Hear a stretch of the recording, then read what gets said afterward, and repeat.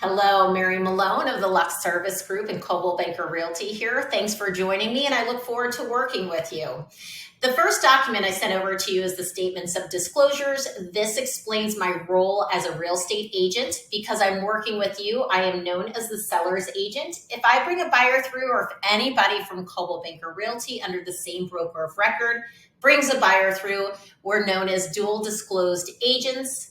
Outside of Coldwell Banker Realty, agents who work for the buyer only are known as buyer's agents. This document also talks about our mortgage and title affiliations, lets you know that we are FDIC insured, and the last page, we do ask you to sign it because you're acknowledging that we disclosed our affiliations as well as our role as real estate agents.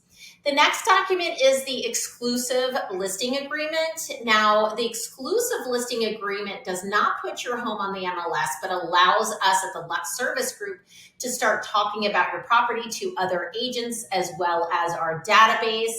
You'll notice that it has your information, our information, commission, a start date, and an end date.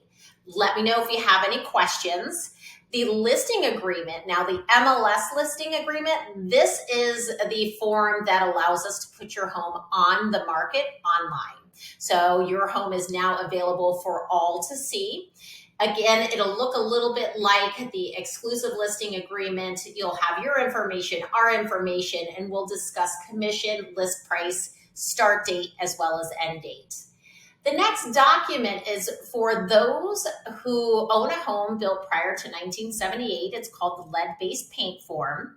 Please fill this out to the best of your knowledge. The buyer will also fill this out as well. And I am providing you with the lead-based paint form booklet, so you'll understand why New Jersey requires us to have sellers sign the lead-based paint form. The last form is the seller's disclosure. My advice is to disclose, disclose, disclose. Make sure you include the age of your roof, the age of your furnace.